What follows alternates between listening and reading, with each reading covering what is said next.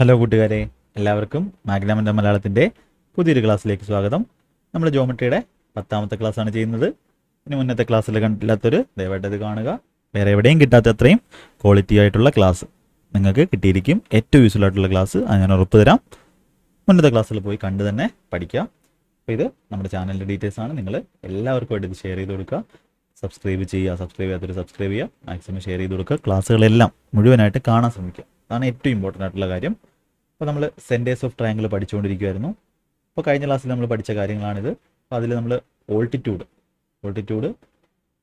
Join ചെയ്യുമ്പോൾ altitude എന്ന് പറഞ്ഞാൽ എന്താണ്? ഒരു ട്രയാങ്കിളിലാണെങ്കിൽ നമ്മൾ വെർട്ടെക്സിൽ നിന്നും വരയ്ക്കുന്ന 90 ഡിഗ്രി ഉള്ള ആ ഒരു ലൈനാണ് നമ്മൾ ആൾട്ടിറ്റ്യൂഡ് എന്ന് പറയുന്നത്. പെർപെൻഡിക്കുലർ എന്ന് പറഞ്ഞാൽ നമ്മളൊരു സിമ്പിൾ ലൈൻ മാത്രമേ ഉള്ളെങ്കിൽ ആ ഒരു വരയ്ക്കുന്ന 90 ഡിഗ്രിയാണ് പെർപെൻഡിക്കുലർ എന്ന് പറയുന്നത്. അപ്പോൾ കഴിഞ്ഞ ക്ലാസ്സിൽ ഞാൻ ഒരു ക്വസ്റ്റ്യൻ കണ്ടു. എന്താണ് ഓൾട്ടിറ്റ്യൂഡ്? നമ്മുടെ ഓർത്തോ സെൻറ്ററും സർക്കം സെൻറ്ററും തമ്മിലുള്ള വ്യത്യാസം എന്താണെന്ന്. അപ്പോൾ സർക്കം സെൻറ്ററിലും ഓൾട്ടിറ്റ്യൂഡ് അല്ലേ വരയ്ക്കുന്നത്? എന്തുകൊണ്ടാണ് പെർപെൻഡിക്കുലർ അല്ലേ വരയ്ക്കുന്നത്? അതിൽ പെർപെൻഡിക്കുലറും ഇതിൽ ഓൾട്ടിറ്റ്യൂഡും രണ്ടും സെയിം തന്നെയാണ്. പെർപെൻഡിക്കുലറും ഓൾട്ടിറ്റ്യൂഡും സെയിം തന്നെയാണ്, 90 ഡിഗ്രി ഉള്ള ലൈൻ തന്നെയാണ്. പക്ഷേ ആൾട്ടിറ്റ്യൂഡ് എന്ന് പറയുമ്പോൾ നമ്മൾ ഈ ഒരു ട്രയാങ്കിളിനകത്ത് വരയ്ക്കുമ്പോൾ നമ്മൾ അതിനെ ഓൾട്ടിറ്റ്യൂഡ് എന്ന് പറയുന്നു. നോർമലായിട്ട് വരയ്ക്കുമ്പോൾ നമ്മൾ പെർപെൻഡിക്കുലർ എന്ന് പറയുന്നു. പക്ഷേ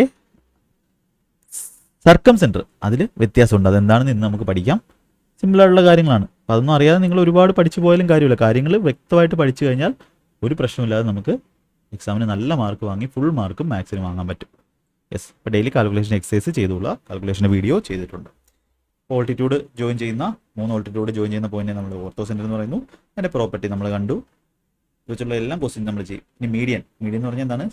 മീഡിയൻസ് ജോയിൻ ചെയ്യുന്ന ലൈനെ സെൻട്രോയിഡ് എന്ന് പറയുന്നു. അതിൻ്റെ പ്രോപ്പർട്ടീസ് നമ്മൾ കണ്ടതാണ്. ആംഗിൾ ബൈസെക്ടേഴ്സ് ജോയിൻ ചെയ്യുന്ന ആ ഒരു പോയിന്റിനെ നമ്മൾ ഇൻസെൻറ്റർ എന്ന് പറയും. ഇൻസെൻറ്റർ എന്ന് നമ്മൾ പറഞ്ഞാൽ എന്താണ്? ഒരു ട്രയാങ്കിളിനകത്ത് വരയ്ക്കുന്ന സർക്കിൾ ഇൻസർക്കിളാണ്. ആ ഇൻസർക്കിളിൻ്റെ റേഡിയസിനെയാണ് നമ്മൾ ഇൻ റേഡിയസ് എന്ന് പറയുന്നത്. അപ്പോൾ അതിൻ്റെ സെൻറ്ററാണ്, ആ ഒരു ഇൻസർക്കിളിൻ്റെ സെൻറ്ററിനെയാണ് നമ്മൾ ഇൻസെൻറ്റർ എന്ന് പറയുന്നത്. ഇൻസെൻറ്ററിൽ ഉണ്ടാക്കുന്ന ആംഗിൾ എന്ന് പറഞ്ഞാൽ 90 അധികം ഓപ്പോസിറ്റ് ആയിട്ടുള്ള ആംഗിളിൻ്റെ പകുതി കൂടെ കൂട്ടുന്നതായിരിക്കും. അതെല്ലാം നമ്മൾ പറഞ്ഞു. അതുപോലെ distance from each sides to incentre is equal. അപ്പോൾ ഇത്രയാണ് നമ്മൾ കഴിഞ്ഞ ക്ലാസ്സിൽ പഠിച്ചത്. അപ്പോൾ നാലാമത്തെ ഏറ്റവും ഇമ്പോർട്ടൻ്റ് ആയിട്ട് നിങ്ങൾ ഡൗട്ടായിട്ട് ചോദിച്ച ഒരു സംഭവമാണ്. നാലാമത്തത് ആര് കൂട്ടിമുട്ടുമ്പോഴുള്ളതാണ്? പെർപെൻഡിക്കുലർ അല്ല, വെറും പെർപെൻഡിക്കുലർ അല്ല, പെർപെൻഡിക്കുലർ ആൾട്ടിറ്റ്യൂഡിനൽ ബൈസെക്ടർ എന്ന് പറയാൻ പറ്റാത്തതുകൊണ്ടാണ് പെർപെൻഡിക്കുലർ. ആൾട്ടിറ്റ്യൂഡ് തന്നെയാണ് പെർപെൻഡിക്കുലർ ബൈസെക്ടർ. അപ്പോൾ ആർക്കോ ഒരു ഡൗട്ട് വന്നു, എനിക്ക് ഡൗട്ട് ചോദിച്ചാണ്, കമൻറ്റിൽ ചോദിച്ചാണ്. അപ്പോൾ നിങ്ങൾ ചോദിക്കുന്ന എല്ലാ കമൻറ്റിനും ഞാൻ റിപ്ലൈ തരാറുണ്ട്. അപ്പോൾ നിങ്ങൾ ചോദിച്ചതാണ് ഓർത്തോ സെൻറ്റർ എന്ന് പറഞ്ഞാൽ ആൾട്ടിറ്റ്യൂഡും സർക്കം സെൻറ്റർ എന്ന് പറഞ്ഞാൽ പെർപെൻഡിക്കുലർ അല്ലേ? രണ്ട് സെയിം തന്നെ അല്ലേ? എന്താണ് വ്യത്യാസം? ഇവിടെ ഈ ഒരു ടേം നിങ്ങൾ ശ്രദ്ധിക്കണം, പെർപെൻഡിക്കുലർ ബൈസെക്ടർ. അപ്പോൾ പെർപെൻഡിക്കുലർ ബൈസെക്ടർ എന്ന് പറഞ്ഞാൽ എന്തായിരിക്കും? അപ്പോൾ നമ്മൾ കണ്ടു, ഒരു സൈഡിൻ്റെ ബൈസെക്ട് ചെയ്യുന്ന ലൈനെ നമ്മൾ മീഡിയൻ എന്ന് പറയും. ഒരു ട്രയാങ്കിളിനകത്താണെങ്കിൽ 90 ഡിഗ്രി ലൈനെ നമ്മൾ ആൾട്ടിറ്റ്യൂഡ് എന്ന് പറയും. ഈ ആൾട്ടിറ്റ്യൂഡും ആണ് ബൈസെക്റ്റും ചെയ്യും. അതായത് ഒരു ട്രയാങ്കിൾ വരച്ചു. അപ്പോൾ ഓൾട്ടിറ്റ്യൂഡ് മാത്രം ജോയിൻ ചെയ്യുന്ന ലൈനുകൾ ആയിരുന്നെങ്കിൽ അത് ആ പോയിന്റിനെ നമ്മൾ എന്ത് പറയുന്നു? ഓർത്തോ സെൻറ്റർ എന്ന് പറയുന്നു. അതുപോലെ മീഡിയൻസ് മാത്രം ജോയിൻ ചെയ്യുന്ന ആ ഒരു ലൈനിന്റെ സെന്ററിനെ, ആ പോയിന്റിനെ നമ്മൾ സെൻട്രോയിഡ് എന്ന് പറയുന്നു. അപ്പോൾ ഇവിടെ ഈ ലൈൻസ് എന്താണ്? ഈ ഒരു മൂന്നാമത്തെ സൈഡിന് 90 ഡിഗ്രിയും ആയിരിക്കും, അതുപോലെ എന്തുമായിരിക്കും?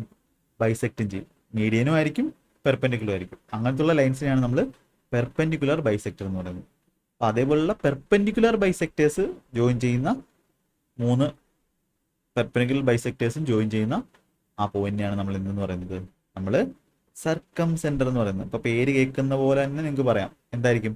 ഇവിടെ ABC ട്രയാങ്കിൾ വളരെ ഇമ്പോർട്ടൻ്റ് ആണ് കേട്ടോ, മോസ്റ്റ് ഇമ്പോർട്ടൻ്റ് ആണ്. ABC ട്രയാങ്കിൾ ആണെങ്കിൽ ഇത് AD, ഇത് BE, ഇത് CF ആണെങ്കിൽ ഇവിടെ ADയും BEയും ഞാൻ ചെറിയ ചെറിയ ക്ലാസ്സുകളിലൂടെ നിങ്ങൾക്ക് തരുന്ന കണ്ടന്റിന്റെ ക്വാളിറ്റി അത് നിങ്ങൾക്ക് പഠിച്ച് സെറ്റായാൽ മാത്രമേ മനസ്സിലാവും. അതുപോലെ CF എന്താണ്? ഇവിടെ പെർപെൻഡിക്കുലർ ബൈസെക്ടേഴ്സ് ആണ്. അപ്പോൾ സാധാ പെർപെൻഡിക്കുലറും അല്ല, സാധാ മീഡിയനും അല്ല, രണ്ടും കൂടെ കമ്പൈൻ ചെയ്താണ് പെർപെൻഡിക്കുലർ ബൈസെക്ടേഴ്സ് ആണ്. ഇനി ഒന്നാമത്തെ പ്രോപ്പർട്ടി, അപ്പോൾ OD OE OF എന്ന് പറഞ്ഞാൽ എന്തായിരിക്കും? നമുക്ക് 3 ലൈൻസ് OD OF വേണ്ട. ഈ ഇതെന്ന് പറഞ്ഞാൽ എന്തായിരിക്കും? O എന്ന് പറഞ്ഞാൽ എന്തായിരിക്കും? O എന്ന് പറഞ്ഞാൽ ഇതിനെയാണ് നമ്മൾ സർക്കം സെന്റർ എന്ന് പറയുന്നത്. സർക്കം സെന്റർ എന്ന് പറയുന്നത്. സർക്കം സെന്റർ നേരത്തെ നമ്മൾ ഇൻസെന്റർ എന്താണെന്ന് പറഞ്ഞു. ഇൻസെന്റർ എന്ന് പറഞ്ഞാൽ എന്തായിരുന്നു? ഒരു ട്രയാങ്കിളിന്റെ അകത്ത് വരയ്ക്കുന്ന ആ ഒരു സർക്കിളിന്റെ സെന്റർ ആയിരുന്നു. ഇതെന്തായിരിക്കും സർക്കം സെന്റർ എന്ന് പറഞ്ഞാൽ? ഈ ഒരു ട്രയാങ്കിളിന്റെ പുറത്ത് വരയ്ക്കുന്ന ഒരു സർക്കിളിന് ചുറ്റും ഇങ്ങനെ വരച്ചാൽ ഇതിനെയാണ് നമ്മൾ സർക്കംസ്ക്രൈബ് ചെയ്യുക എന്ന് പറയുന്നത്. ഒരു ട്രയാങ്കിളിനെ സർക്കംസ്ക്രൈബ് ചെയ്യുക എന്ന് പറഞ്ഞാൽ ഇതാണ്. അപ്പോൾ ഇതിന് പുറത്ത് വരയ്ക്കുന്ന ഈ ഒരു സർക്കിളിന്റെ ആ ഒരു സെന്ററിനെയാണ് നമ്മൾ സർക്കം സെന്റർ എന്ന് പറയുന്നത്. അപ്പോൾ O എന്ന് പറയുന്ന ലൈൻ എന്തായിരിക്കും? സർക്കം സെന്റർ ആയിരിക്കും. അപ്പോൾ നമുക്ക് എന്ത് പറയാം?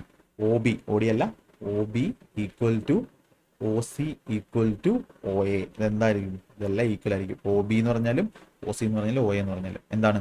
ആ സെന്ററിൽ നിന്നും സർക്കിളിലോട്ട് വരയ്ക്കുന്ന ദൂരമാണ്. അത് റേഡിയസ് ആണ്.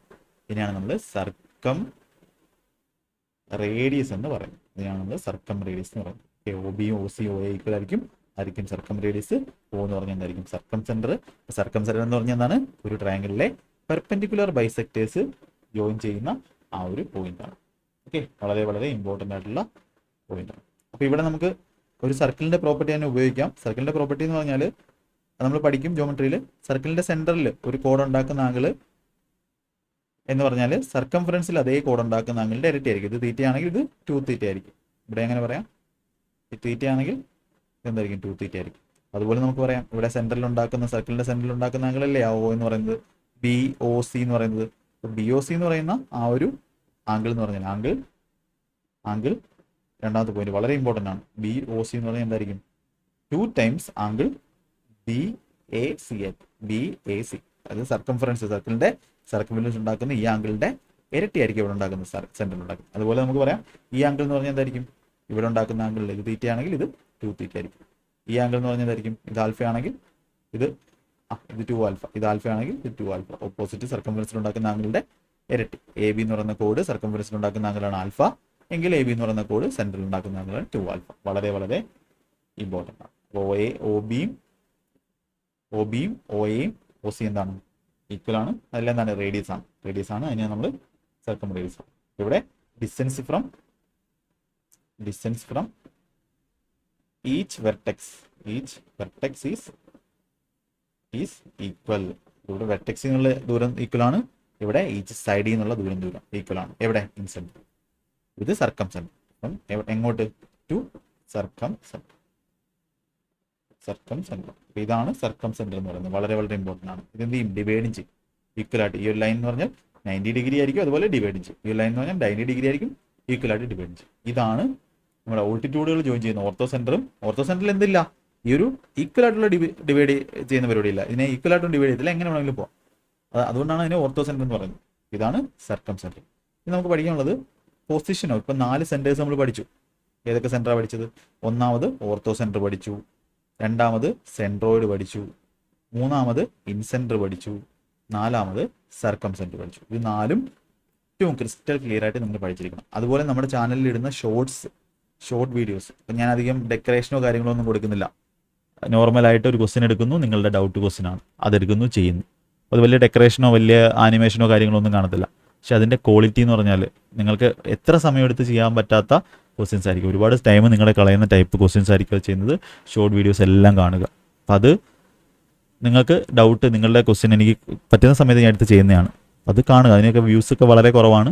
അതൊരു ദിവസം വരും, എനിക്ക് ഉറപ്പുണ്ട്. പക്ഷെ നിങ്ങളത് കാണുക കേട്ടോ. നിങ്ങളുടെ യൂസിന് വേണ്ടിയാണ് അത് കാണുക. അത് ക്വസ്റ്റ്യൻ നിങ്ങൾക്ക് എക്സാമിന് അതേപോലെ വരും. അല്ലെങ്കിൽ നിങ്ങൾ പഠിക്കുന്ന സമയത്ത് നിങ്ങൾക്കത് യൂസ് ചെയ്യാൻ പറ്റും. അതും കാണുക കേട്ടോ. ഇനി നമുക്ക് പൊസിഷൻ ഓഫ് സെൻറ്റേഴ്സ്. ഓരോ നമ്മൾ ഈ പഠിച്ച 4 സെൻറ്ററുകളുണ്ടല്ലോ, അതിൻ്റെ പൊസിഷൻ. അപ്പോൾ അത് ഒന്നാമത്തത് നമ്മുടെ അക്യൂട്ട് ആംഗിൾ ട്രയാങ്കിളിൽ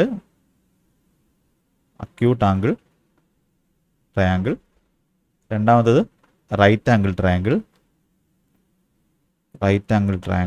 അടുത്ത മൂന്നാമത്തത് ഒബ്റ്റ്യൂസ് ആംഗിൾ ട്രയാങ്കിൾ. ഇതിന് മൂന്നിലും നമുക്ക് എന്ത് നോക്കാം? ഈ ഒരു നമ്മൾ പഠിച്ച ഈ സെൻറ്റേഴ്സിൻ്റെ പൊസിഷൻ നോക്കാം. അതിൽ ആദ്യത്താണ് ഓർത്തോ സെൻറ്റർ എവിടെയാണെന്ന് നോക്കാം.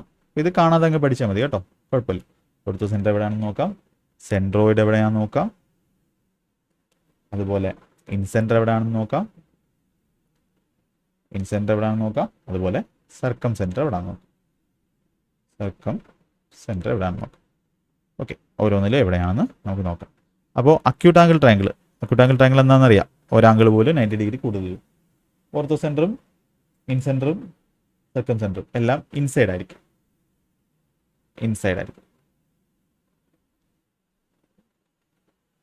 യെസ്, എല്ലാം എന്ത് തന്നെ ആയിരിക്കും, അകത്ത് തന്നെ ആയിരിക്കും, ട്രയാങ്കിളിൻ്റെ അകത്ത് തന്നെ ആയിരിക്കും.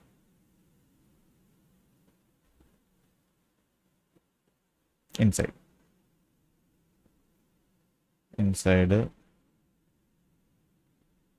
എല്ലാം ഇൻസൈഡ് ആയിരിക്കും. റൈറ്റ് ആംഗിൾ ട്രയാങ്കിളിൽ ഓർത്തോ സെൻറ്റർ എന്ന് പറഞ്ഞാൽ എവിടെ ആയിരിക്കും, വളരെ ഇമ്പോർട്ടൻ്റ് ആണ്. ഈ ഡിഫറൻ്റ് ആയിട്ട് കിടക്കുന്ന ഇമ്പോർട്ടൻ്റ് ആണ്. റൈറ്റ് ആംഗിൾ ട്രയാങ്കിളിലെ ഓർത്തോ സെൻറ്റർ എന്ന് പറഞ്ഞാൽ എവിടെ ആയിരിക്കും, അതിൻ്റെ ഈ ബേസും പെർപെൻഡിക്കുലറും ബേസും ജോയിൻ ചെയ്യുന്ന പോയിന്റ് ആയിരിക്കും കേട്ടോ. റൈറ്റ് ആംഗുലാർ വെർട്ടെക്സിനെയാണ് നമ്മൾ റൈറ്റ് ആംഗുലാർ വെർട്ടെക്സിലായിരിക്കും ആരെന്ന് പറയുന്നത്, റൈറ്റ് ആംഗിൾ ട്രയാങ്കിളിൻ്റെ ഓർത്തോ സെൻറ്റർ എന്ന് പറഞ്ഞാൽ എവിടെ ആയിരിക്കും, റൈറ്റ് ആംഗുലാർ വെർട്ടെക്സിലായിരിക്കും. അതായത് നമ്മളെ ആ ഒരു പെർപെൻഡിക്കുലറും ബേസും ജോയിൻ ചെയ്യുന്ന ആ ഒരു പോയിന്റ് വളരെ ഇമ്പോർട്ടൻ്റ് ആണ് കേട്ടോ. യെസ്, ഇനി എന്താ ഉള്ളത്, ഇനി സെൻട്രോയിഡ് ഇൻസൈഡാണ്, ഇൻ സെൻറ്ററും ഇൻസൈഡാണ്. സർക്കം സെൻറ്റർ വളരെ ഇമ്പോർട്ടൻ്റ് ആണ്. റൈറ്റ് ആംഗിൾ ട്രയാങ്കിൾ നമ്മൾ പഠിക്കും, സെപ്പറേറ്റ് ആയിട്ട് പഠിക്കും. റൈറ്റ് ആംഗിൾ ട്രയാങ്കിളിൻ്റെ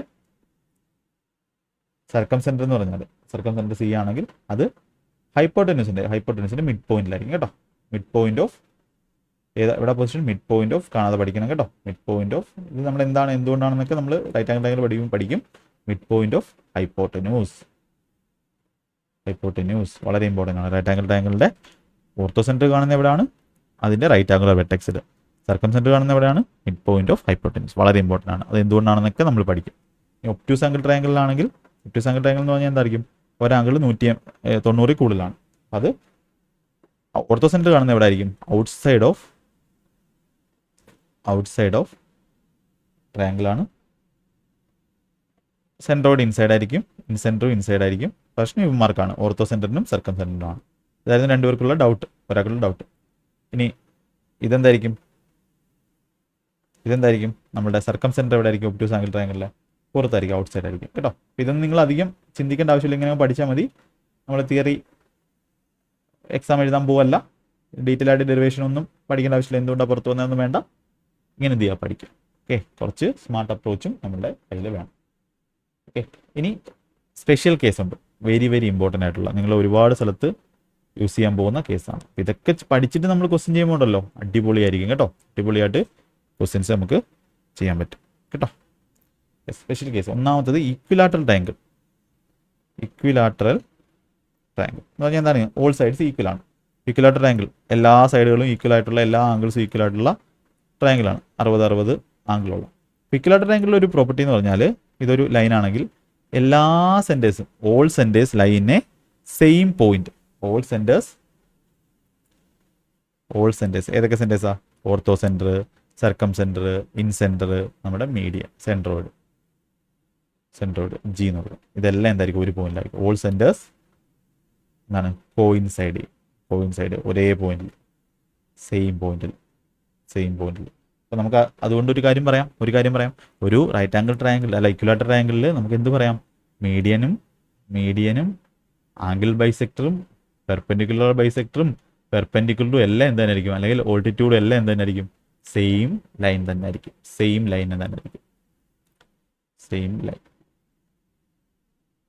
എന്ത് ചെയ്യും, എല്ലാം ജോയിൻ ചെയ്യുന്നത് ഒരു സിംഗിൾ പോയിന്റ് ആയിരിക്കും. വളരെ ഇമ്പോർട്ടൻ്റ് ആണ്. അതുപോലെ തന്നെ നമുക്ക് പറയാം a² + b² + c² = ab + bc + ca.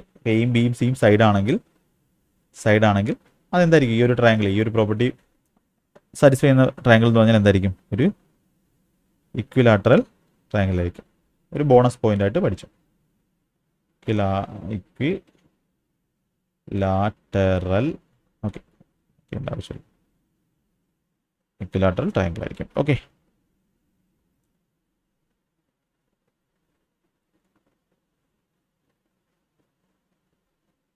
ഇങ്ങനെയാണെങ്കിൽ ഈ ട്രയാങ്കിൾ എന്തായിരിക്കും, ഇക്വിലാറ്ററൽ ട്രയാങ്കിൾ. ഓക്കെ, അതുപോലെ തന്നെ ഐസോസിലസ് ട്രയാങ്കിൾസ്, ഐസോസിലസ് ട്രയാങ്കിൾ കേസിൽ ഇത് സെയിം ലൈനിലായിരിക്കും, ഒരിക്കലും സെയിം പോയിന്റ് അല്ല. ഈ ഒരു സെൻറ്റേഴ്സ് എല്ലാം എന്തായിരിക്കും, സെയിം ലൈനിലായിരിക്കും. All centres lie in a same line. ഒരു പോയിന്റിലായിരിക്കത്തില്ല, കൊളീനിയർ ആയിരിക്കും കേട്ടോ, കൊളീനിയർ ആയിരിക്കും. ഓക്കെ, ഓർത്തോ സെൻറ്റർ സെൻട്രോയിഡും ഈക്വൽ ആയിരിക്കും, ഒരു പോയിന്റിലായിരിക്കും കേട്ടോ. ഓർത്തോ സെൻറ്ററും ആൻഡ് സെൻട്രോയിഡ് എന്തായിരിക്കും, സെയിം പോയിന്റ് ആയിരിക്കും.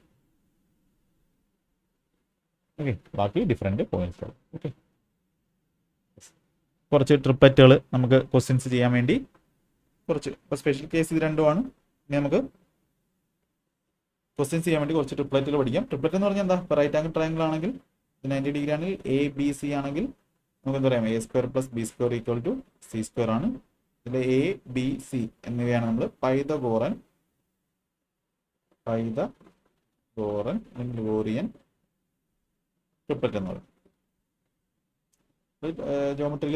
ട്രിഗ്നോമെട്രിയിൽ ഒരുപാട് പഠിക്കും. അപ്പോൾ A² - 1/2 A² + 1/2 ഇതൊക്കെ എന്താണ്, ട്രിപ്ലറ്റ് ആണ്. അതൊക്കെ നമുക്ക് പഠിക്കാം. അപ്പം നിങ്ങളൊന്നും നോക്കണ്ട. ട്രിപ്ലറ്റിന്റെ വാല്യൂസ് ജസ്റ്റ് കോമൺ ആയിട്ടുള്ള ട്രിപ്ലറ്റുകളൊന്ന് പഠിച്ചു വെച്ചുള്ള ആരോ കമന്റ് ആയിട്ട് ചോദിച്ചു. 3, 4, 5, 5, 12, 13 നമ്പർ എന്ന് പറയുന്നില്ല, 7, 24, 25 ഇതൊക്കെ ട്രിപ്ലറ്റുകളാണ്. ഇതിന്റെ സ്ക്വയർ കൂടുന്നത് ഇതിന്റെ സ്ക്വയർ ആണ്. 9, 40, 41, 11, 60, 61 ഇതൊക്കെ പഠിച്ചോളാം. 8, 15, 17, 20, 21, 29 എല്ലാം ഇമ്പോർട്ടൻ്റ് ആണ്. 12 ഇതൊക്കെ വളരെ ഇമ്പോർട്ടൻ്റ്. 35, 37 ഇതിന്റെ ഇരട്ടി എടുത്തു കഴിഞ്ഞാൽ 6, 8, 10 ട്രിപ്ലറ്റ് ആണ്. ഇതിന്റെ പകുതി എടുത്തു കഴിഞ്ഞാൽ അല്ലാതെ ഒരേ ഓപ്പറേഷൻ 5/2, 12/2, 6, 13/2 ഇതെല്ലാം എന്തായിരിക്കും, ട്രിപ്ലറ്റ് ആയിരിക്കും. ഒരു ബേസിക് ട്രിപ്ലറ്റുകൾ പഠിച്ചു വെക്കുക. അതിന്റെ മൾട്ടിപ്ലിക്കേഷൻ സെയിം വാല്യൂ കൊണ്ടാണെങ്കിൽ അതുകൊണ്ടായിരിക്കും ട്രിപ്ലറ്റ് ആയിരിക്കും. ജസ്റ്റ് ഒന്ന് അറിഞ്ഞു വെക്കുക, ഇത്ര ഇമ്പോർട്ടൻ്റ് ആണ്. നമുക്ക് അടുത്ത ക്ലാസ് തൊട്ട് എന്ത് ചെയ്യാം, ക്വസ്റ്റ്യൻസ് പ്രാക്ടീസ് ചെയ്യാം. യെസ്, നിങ്ങൾക്ക് ക്ലാസ് ഇഷ്ടപ്പെടുന്നുണ്ടെങ്കിൽ അത് ഷെയർ ചെയ്യുക, ഫുള്ളായിട്ട് കാണുക, എല്ലാ ക്ലാസ്സിലും കണ്ട് പഠിക്കുക. വ്യൂസ് ഒക്കെ നല്ല കുറവാണ്, കുഴപ്പമില്ല, നിങ്ങൾ പഠിക്കുക, നിങ്ങൾ നന്നായിട്ട് പഠിക്കുക, കാണുന്നവർ പഠിക്കുക, അത്രേ ഉള്ളൂ. എൻ്റെ സമയത്ത് ഞാൻ നിങ്ങൾക്ക് ക്ലാസ് തരും.